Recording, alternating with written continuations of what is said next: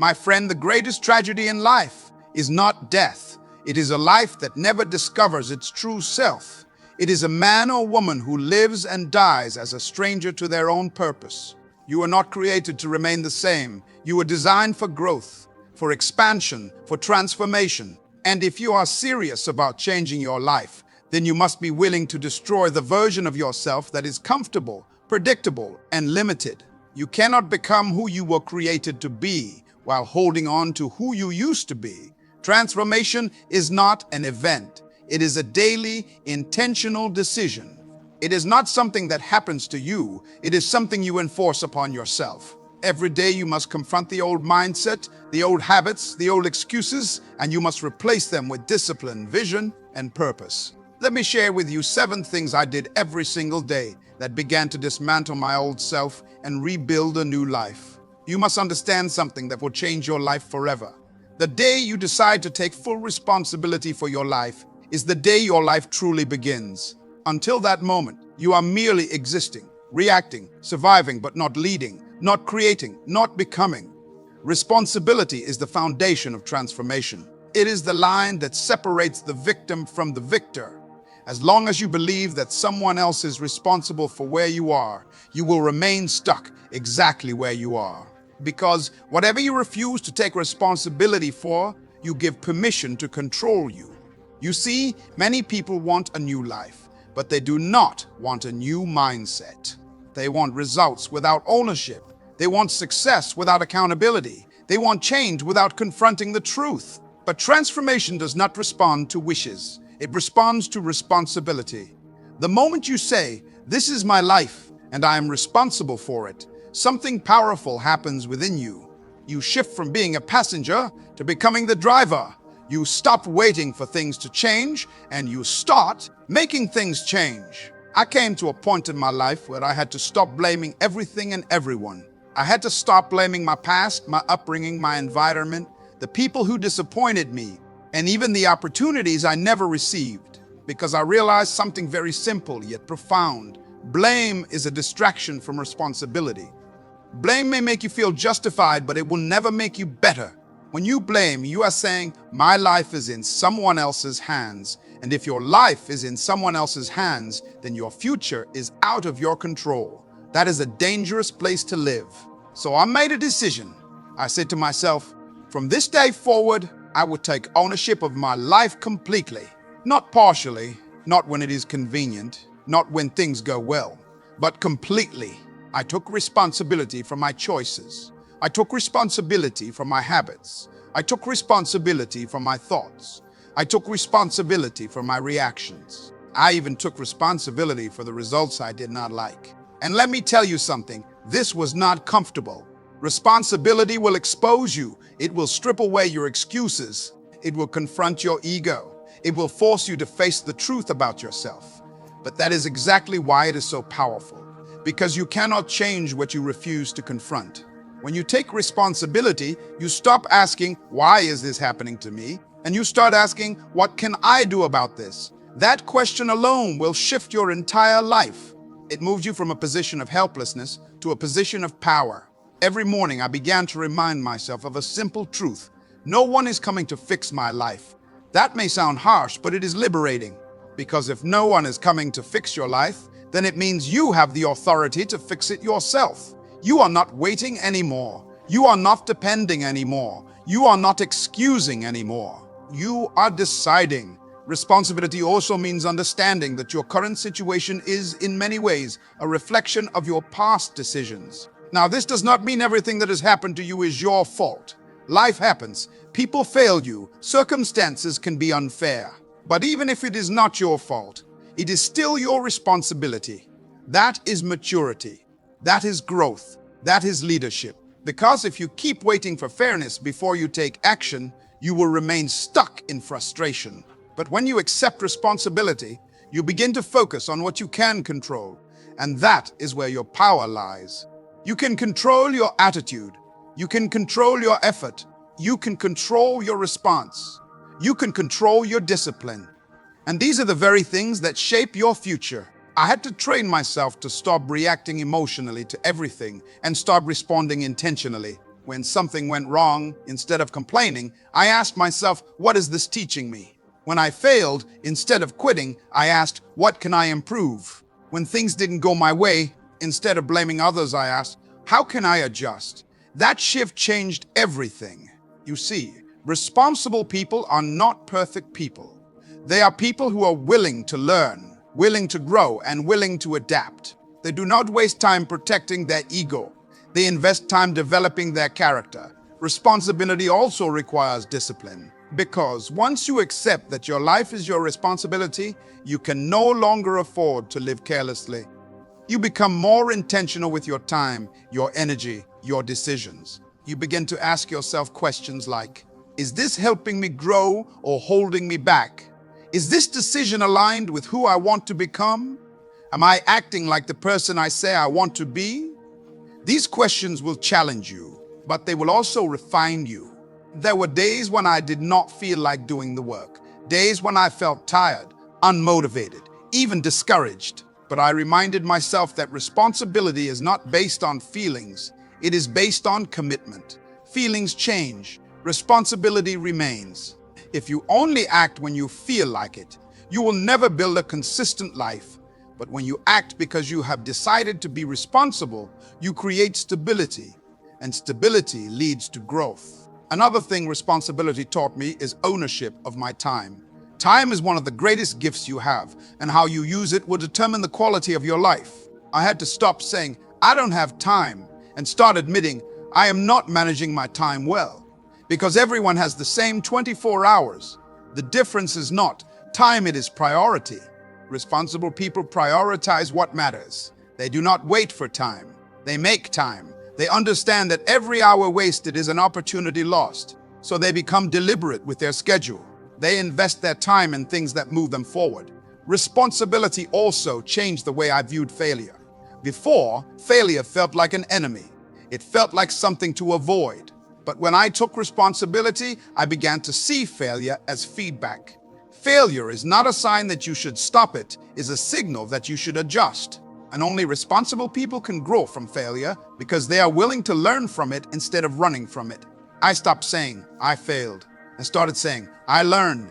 That mindset gave me the courage to keep going, even when things did not work out the way I expected. You must also understand that responsibility is not a one-time decision. It is a daily practice. Every day, you will be faced with opportunities to either take responsibility or make excuses. Every day, you will have to choose, will I own this or will I avoid it? And the choices you make daily will shape the person you become. When you consistently choose responsibility, you begin to build self-respect. Because deep down, you know you are no longer running from your life. You are facing it. And there is something powerful about a person who takes responsibility. They become reliable. They become trustworthy. They become strong. Not because life is easy, but because they have decided to rise above excuses. You do not need perfect conditions to take responsibility. You do not need everything to be figured out. You simply need a decision. A decision that says, from this moment forward, I will no longer blame, complain, or justify. I will take ownership of my life, my actions, and my future. That decision will set you apart.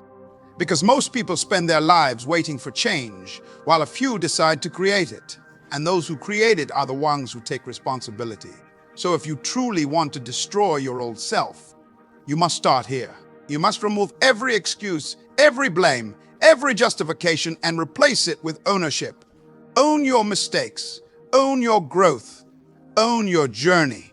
Because at the end of the day, your life is not determined by what happens to you. It is determined by how you respond to what happens to you. And that response is your responsibility. So take it completely. You must understand that your mind is the most powerful territory you will ever possess. It is more valuable than land, more influential than money, and more decisive than opportunity.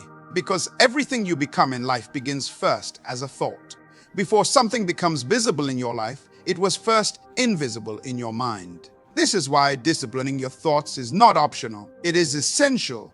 Many people are trying to fix their lives externally while ignoring the internal chaos within their minds. But you cannot produce a life of order from a mind of disorder. Your thoughts are the blueprint of your reality. If the blueprint is flawed, the structure will be unstable. I came to realize that my greatest battle was not with people, not with circumstances, not even with limitations. It was with my own thinking. The conversations I was having with myself were shaping my confidence, my decisions, my behavior, and ultimately my results. So I made a decision. I would no longer allow my mind to run wild without direction. I would take control of it. You see, the mind, left undisciplined, will naturally drift toward negativity. It will replay past failures, magnify fears, create doubts, and imagine worst-case scenarios. It does not need training to be negative. It needs training to be positive, purposeful, and productive. This means that every day you must become aware of what you are thinking. Awareness is the first step to discipline. You cannot change what you are not conscious of. I began to listen to my thoughts as if I were an observer. I paid attention to the words I was saying internally, and what I discovered was alarming. There were thoughts of doubt, thoughts of fear, thoughts of inadequacy, thoughts that were quietly sabotaging my potential. And the dangerous thing about these thoughts is that they often sound like truth. They say things like, "You're not ready. You're not good enough. What if you fail? People will judge you." And if you do not challenge these thoughts, you will begin to believe them. And what you believe will shape how you act. So I had to learn how to confront my thoughts. Whenever a negative thought entered my mind, I did not entertain it. I questioned it. I asked myself, is this true? Is this helping me? Is this aligned with who I want to become? If the answer was no, I rejected it. You must understand that not every thought deserves your agreement. Just because a thought enters your mind does not mean it should stay there. You have the authority to accept or reject what you think. This is where discipline comes in. Discipline is not just about controlling your actions. It is about controlling your thinking. It is about choosing your thoughts intentionally rather than accepting them passively. Every day I began to replace negative thoughts with intentional ones. When fear spoke, I responded with faith. When doubt appeared, I replaced it with confidence. When my mind tried to remind me of my past, I redirected it toward my future. This was not easy. It required effort. It required consistency. It required patience. But over time, something powerful began to happen. My thinking started to change.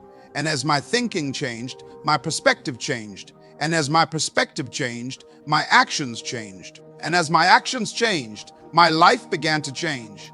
You see, transformation does not begin with what you do, it begins with how you think. Another thing I learned is that your mind is programmable. Whether you realize it or not, you are constantly feeding your mind with information. What you read, what you watch, what you listen to, and even the people you spend time with are all influencing your thoughts. If you feed your mind negativity, you will think negatively. If you feed your mind fear, you will think fearfully. If you feed your mind growth, you will think progressively.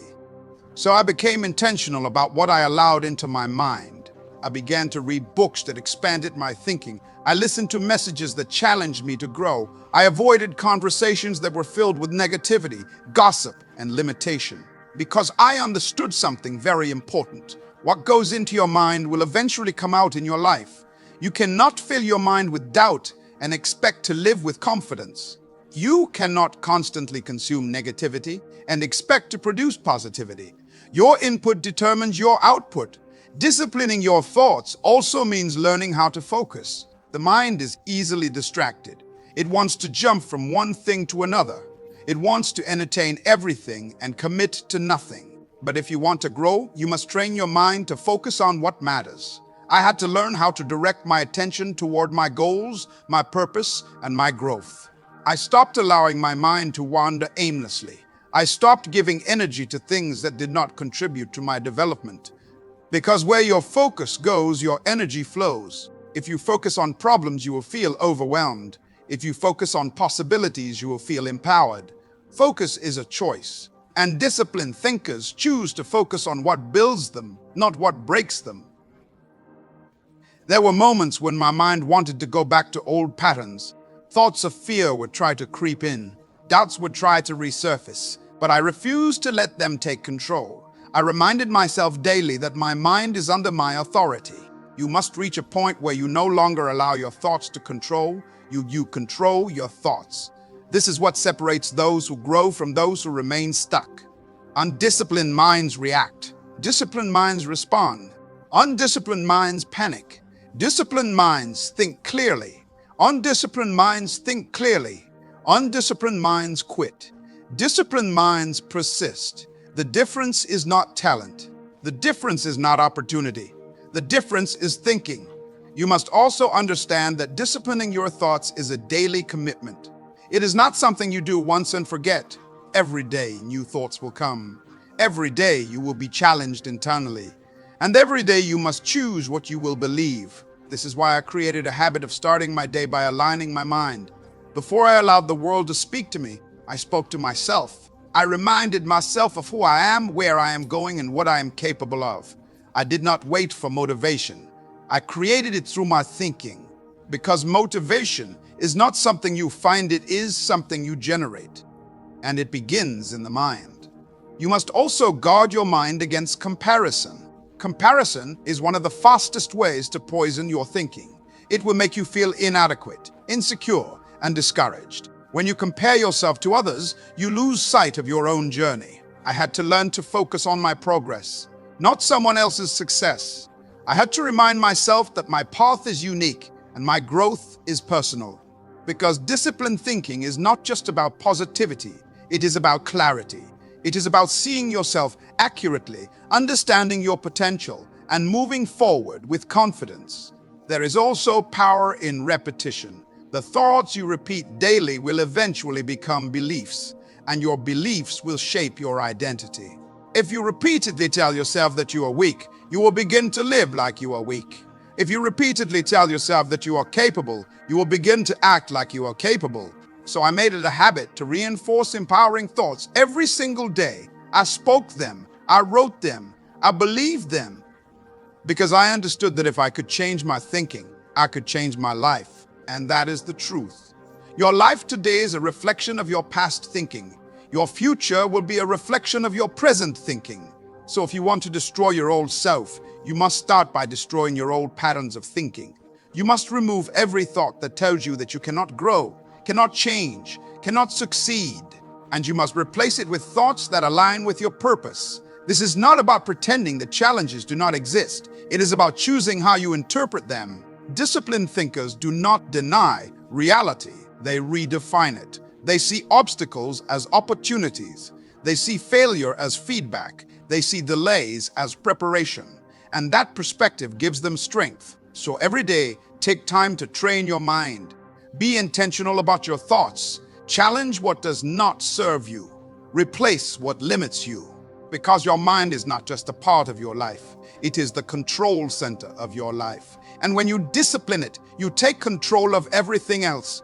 Guard it, train it, direct it, and it will lead you to a completely new life. You must come to understand that your words are not merely sounds that leave your mouth. They are forces that shape your reality.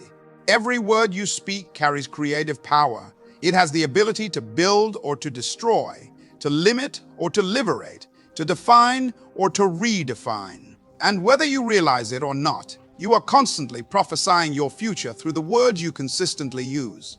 Many people are living beneath their potential, not because they lack ability, but because they have mastered the language of limitation. They speak defeat before they even attempt progress. They declare weakness before they engage their strength. They announce failure before they give themselves a chance to succeed. I had to confront this in my own life. I realized that the way I spoke about myself was reinforcing the very life I was trying to escape. My words were in conflict with my desires. I said I wanted to grow, but my language was rooted in doubt. I said I wanted success, but my speech was filled with hesitation and uncertainty. And you cannot arrive at a destination that your words continuously reject. So I made a decision. I would begin to speak differently, not occasionally, not when I felt good, but consistently, intentionally, and with discipline. You see, the problem with most people is not that they speak. It is that they speak carelessly. They speak based on feelings, based on circumstances, based on temporary emotions. But if you want to change your life, you cannot allow your words to be governed by how you feel. Your words must be governed by what you believe and where you are going. There were days when I felt uncertain, but I refused to speak uncertainty. There were moments when I felt inadequate, but I refused to declare inadequacy. Instead, I chose to speak in alignment with the person I was becoming, not the person I used to be. This is critical, because if your words remain tied to your past, your life will remain tied to your past. You must begin to speak from your future. I started replacing phrases like, "I can't do this," with "I am learning how to do this." I replaced "I'm not good enough" with "I am growing and improving every day." I replaced "this is too hard" with "this is developing my strength." Now, understand this clearly. This is not about pretending. It is about positioning.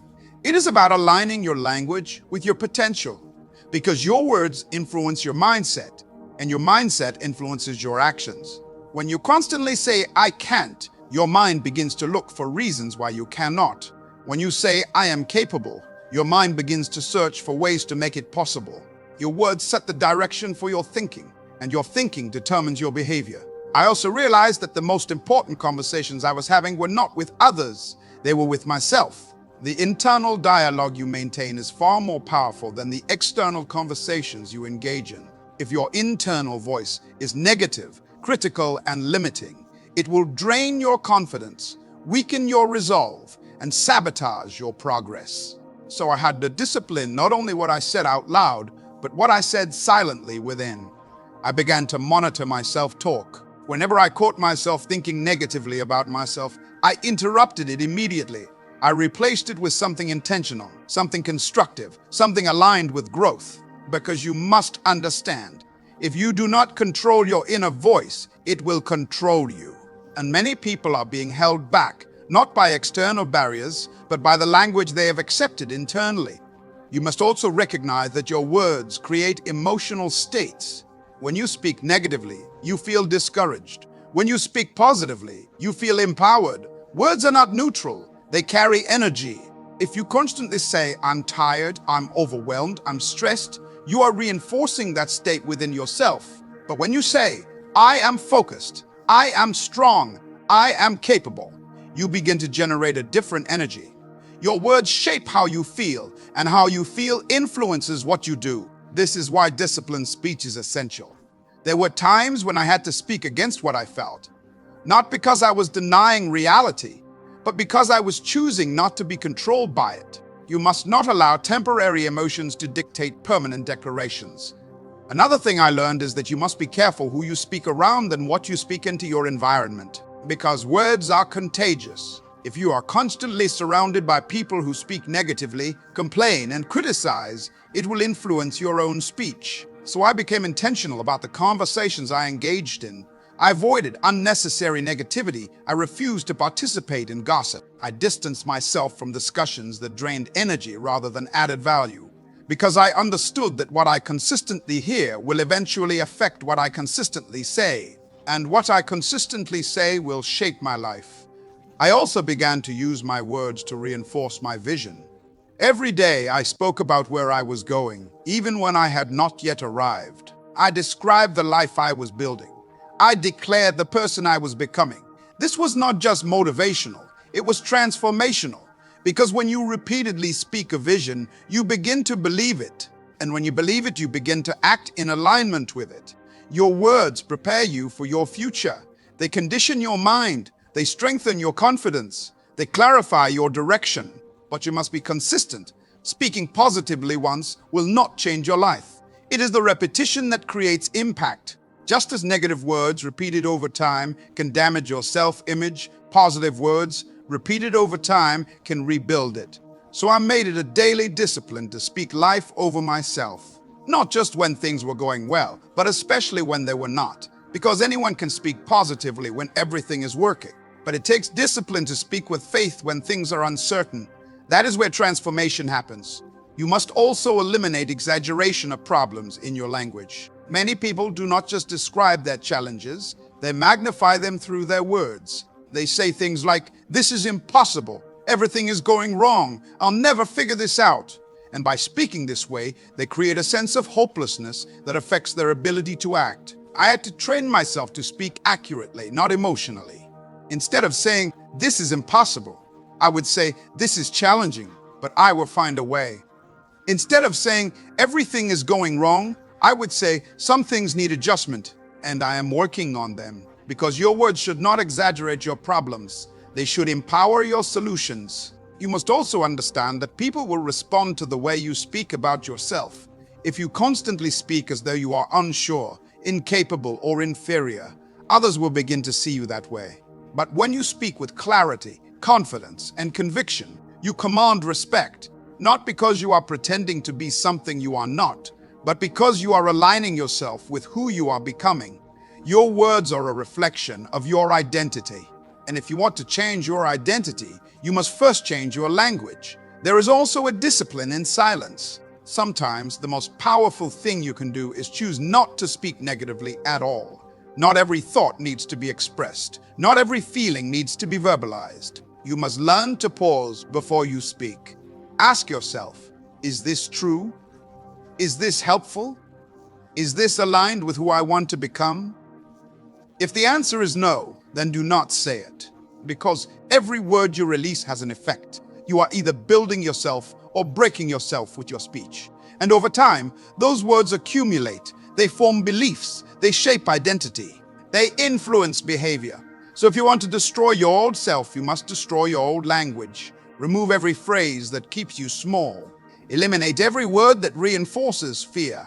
Reject every statement that limits your growth. And replace them with words that reflect strength, growth, and purpose. Speak life over yourself. Speak direction over your future. Speak clarity over your confusion.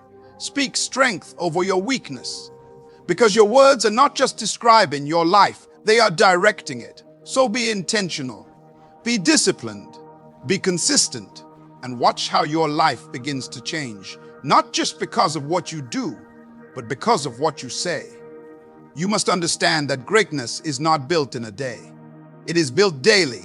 Many people are waiting for one big opportunity, one breakthrough moment, one life-changing event that will suddenly transform everything.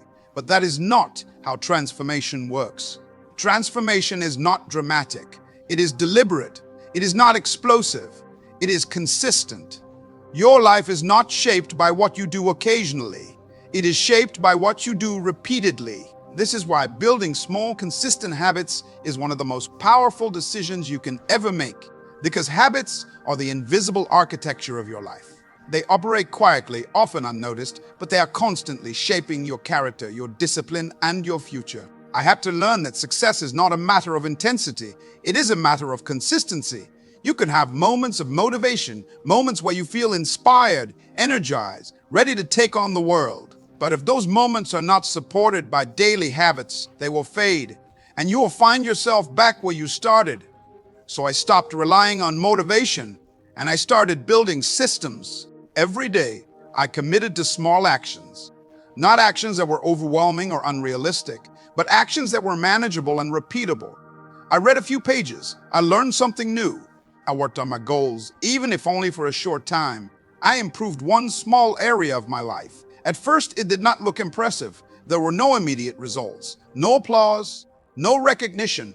And this is where most people quit, because they underestimate the power of small beginnings. They want big results immediately. They want to see change overnight. But habits do not work like that. Habits work beneath the surface.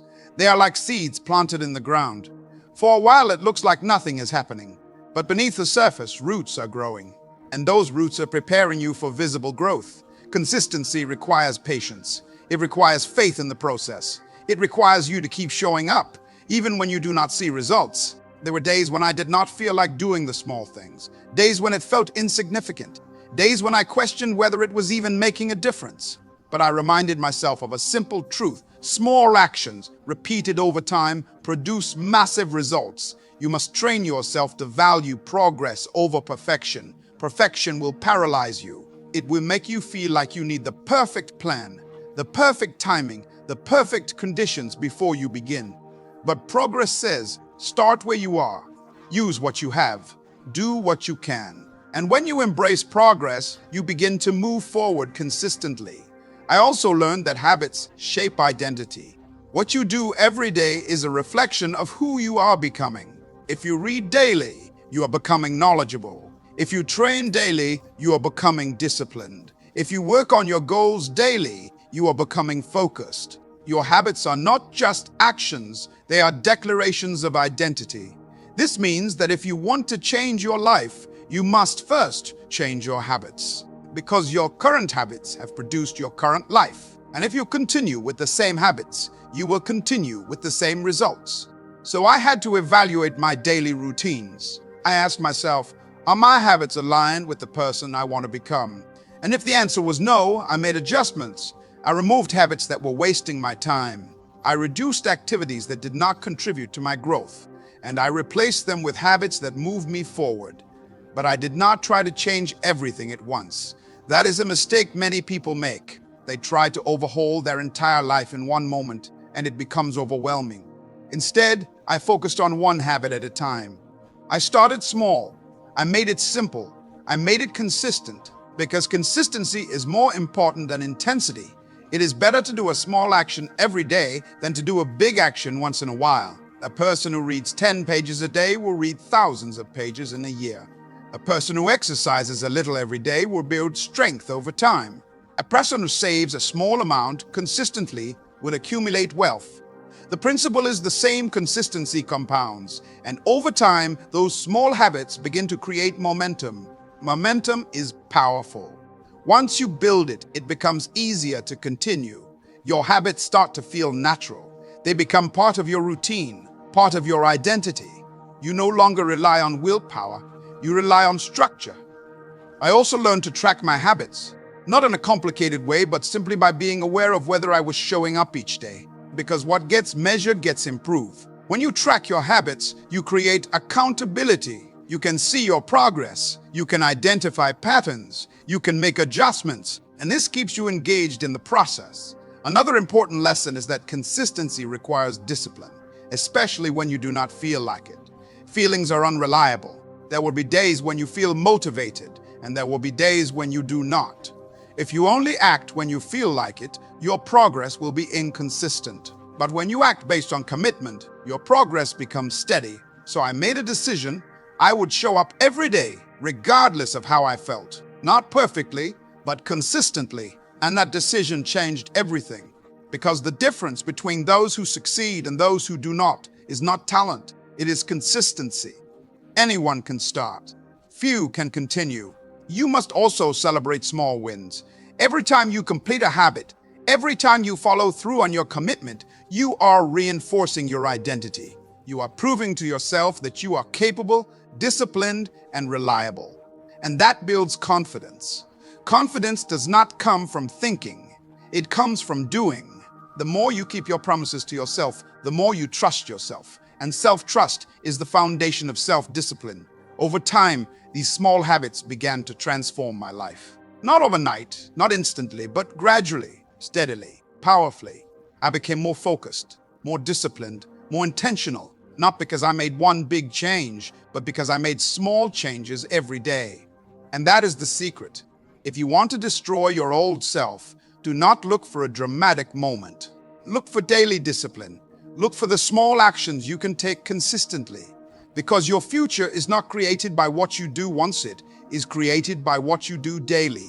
So start small, stay consistent, trust the process, and watch how those small habits begin to build a completely new life. You must come to a point in your life where you realize that your environment is not neutral. It is either building you or breaking you.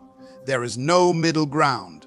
Every space you occupy, every conversation you engage in, every piece of content you consume is shaping your thinking, influencing your decisions, and ultimately directing your life. Many people are trying to grow while remaining in environments that are designed to keep them the same. That is a contradiction. You cannot expect to develop discipline while surrounding yourself with distraction. You cannot expect to think positively while constantly engaging with negativity. You cannot expect to move forward while being anchored by people and influences that pull you backward. Your environment matters more than you think.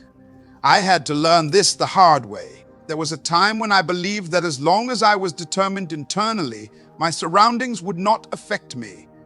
I thought I could maintain focus regardless of what was happening around me. But over time, I began to notice something. My environment was influencing me in subtle ways. The conversations I entertained began to shape my thoughts. The people I spent time with began to affect my attitude. The things I watched and listened to began to influence my mindset. And without realizing it, I was becoming a reflection of what I was consistently exposed to. That is when I understood a powerful truth. You may not always control what happens around you, but you must take responsibility for what you allow to remain around you. So I made a decision to become intentional about my environment. I began to evaluate everything and everyone in my life, not with judgment, but with clarity. I asked myself simple but powerful questions. Is this helping me grow? Is this aligned with the person I want to become? Is this adding value to my life or draining it? And if the answer was not aligned with growth, I made adjustments.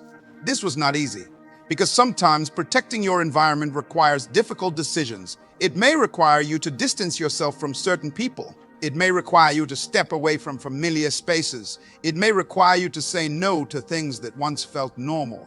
But you must understand this. Your future is too important to be compromised by an unhealthy environment.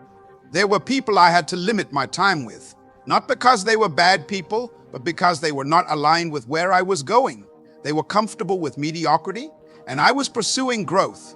They spoke in terms of limitations, and I was learning to think in terms of possibilities. And if I continued to surround myself with that mindset, it would eventually influence my own. Because influence is powerful. Whether you realize it or not, you are constantly being influenced. The question is not whether you are being influenced. The question is by what? If you are surrounded by people who complain, you will begin to complain. If you are surrounded by people who procrastinate, you will begin to procrastinate. If you are surrounded by people who lack vision, you will begin to lose clarity. But the opposite is also true. If you surround yourself with people who are disciplined, you will be challenged to grow. If you engage with content that is educational, your thinking will expand. If you place yourself in environments that demand excellence, you will rise to meet that standard. Your environment sets the standard for your behavior. So I became very intentional about what I allowed into my space. I paid attention to what I was watching. I reduced mindless consumption. I stopped feeding my mind with content that did not add value. Instead, I replaced it with material that educated me, challenged me, and inspired me to grow. Because what you consume daily will shape what you think daily. I also became mindful of the conversations I entertained. I stopped engaging in gossip, negativity, and unproductive discussions. Not because I thought I was better than anyone, but because I understood that every conversation leaves an imprint on your mind. And I wanted my mind to be filled with clarity, purpose, and direction. This required discipline, because it is easy to go along with what is common. It is easy to participate in what everyone else is doing, but growth requires you to be selective. You must be willing to stand apart. You must be willing to say, this is not for me anymore. Another aspect of protecting your environment is creating a space that supports your growth. This is not just about removing negative influences. It is about intentionally adding positive ones. I began to design my environment in a way that encouraged productivity and focus. I created spaces where I could think clearly, work effectively, and grow consistently. Even small changes made a difference, because your environment should work for you, not against you. You must also protect your mental environment. Not everything that enters your mind comes from people or media. Some of it comes from your own internal patterns. If you constantly replay negative experiences, you are creating an internal environment that limits your growth. If you dwell on past failures, you are reinforcing a mindset of defeat. So I had to learn to guard not just my external environment, but my internal one as well. I became intentional about what I allowed myself to focus on. I chose to focus on growth, on learning, on progress, because your focus creates your internal environment, and your internal environment influences your external results. There were moments when I felt alone in this process. Moments when stepping away from certain environments felt uncomfortable. But I reminded myself that growth often requires separation. You cannot evolve if you remain in the same conditions that kept you stagnant. Sometimes you must step away in order to step forward. And over time, something powerful began to happen. As I protected my environment, my thinking became clearer. My focus became sharper. My discipline became stronger. I was no longer constantly battling distractions and negativity. I had created a space that supported my development, and that made growth easier. You must understand that protecting your environment is not about isolation. It is about intention. It is not about cutting off the world. It is about choosing what you allow into your world, because your life is too valuable to be shaped by default. If you do not choose your environment will choose you. And if you are serious about destroying your old self, you cannot afford to remain in the same influences that created that version of you. You must be deliberate. You must be selective. You must be disciplined. Guard your space. Guard your conversations. Guard your inputs. Because everything around you is either pushing you toward your purpose or pulling you away from it. So choose wisely and create an environment that makes it easier for you to become the person you were created to be. You must understand that everything you desire in life exists outside of your comfort zone. Growth does not live in familiarity. Progress does not reside in convenience. The person you are meant to become is waiting for you on the other side of discomfort. Yet most people spend their lives doing everything they can to avoid it. They seek what is easy. They choose what is familiar. They stay where it is safe. And in doing so, they unknowingly limit their own potential. Because comfort, while it feels good, is one of the greatest enemies of transformation. I had to confront this reality in my own life. I realized that the reason I was not growing at the level I desired was not because I lacked ability, but because I was too attached to comfort. I was choosing what felt good over what would make me better. And those two things are not always the same. So I made a decision. I would no longer run from discomfort. I would embrace it, not because I enjoyed it, but because I understood its purpose. Discomfort is a signal that you are stretching beyond your current limits. It is an indication that you are stepping into unfamiliar territory. And unfamiliar territory is where growth happens. Every time you feel uncomfortable while trying something new, it is not a sign to stop it. It is a sign that you are expanding. But you must train your mind to interpret discomfort correctly. Most people feel discomfort and immediately retreat. They assume that because something feels difficult, it must be wrong. But difficulty is not. The enemy's stagnation is. If you only do what is easy, you will remain who you are. So I began to challenge myself daily. I intentionally placed myself in situations that required growth. I did things that stretched my confidence, tested my discipline, and pushed me beyond my usual limits. Sometimes it was speaking up when I would normally stay silent. Sometimes it was taking action when I felt uncertain. Sometimes it was pursuing opportunities that I did not feel fully prepared for. And each time I stepped into discomfort, I grew stronger. You must understand that confidence is not built by avoiding fear, it is built by facing it. Every time you confront something that intimidates you, you are sending a message to yourself, I am capable. And over time, that message becomes a belief. But if you constantly avoid what scares you, you reinforce the opposite belief, I cannot handle this. And that belief will keep you small. I also learned that discomfort is temporary, but growth is permanent. The moment may feel challenging. The process may feel difficult. But the person you become through that process will carry the benefits for a lifetime. So the question is not whether discomfort exists. The question is whether you are willing to endure it for the sake of growth. There were moments when I doubted myself. Moments when I felt uncertain, unprepared, even overwhelmed. But instead of stepping back, I leaned in because I realized something powerful. Your feelings are not always an accurate reflection of your ability. You may feel unready, but that does not mean you are incapable. You may feel afraid, but that does not mean you cannot succeed. Feelings are temporary. Growth requires commitment. I stopped waiting to feel ready, and I started acting despite not feeling ready. Because readiness is often revealed through action, not before it. Another thing discomfort taught me is resilience. When you consistently place yourself in challenging situations, you begin to develop the ability to endure. You become mentally stronger. You become more adaptable. You become less reactive to pressure. And this strength is essential. Because life will not always be easy. There will be obstacles, setbacks, and unexpected challenges. And if you have not trained yourself to handle discomfort, you will struggle to navigate those moments. But when you embrace discomfort regularly, you build endurance. You become the kind of person who does not break under pressure, but rises through it. I also had to shift my relationship with failure, because stepping into discomfort often means risking failure. It means trying things that may not work. It means facing the possibility of making mistakes. And for many people, that fear is enough to stop them. But I had to change my perspective. I stopped seeing failure as something to avoid, and I started seeing it as something to learn from. Because every failure contains information. It shows you what needs to improve. It reveals areas of growth. It refines your approach. And only those who are willing to experience failure are able to achieve success. So I gave myself permission to fail, but I did not give myself permission to quit. That distinction is important because failure is part of the process, but quitting is the end of it. You must also understand that discomfort is not just physical, it is mental and emotional as well. It is the discomfort of discipline when you do not feel like working. It is the discomfort of patience when you want immediate results.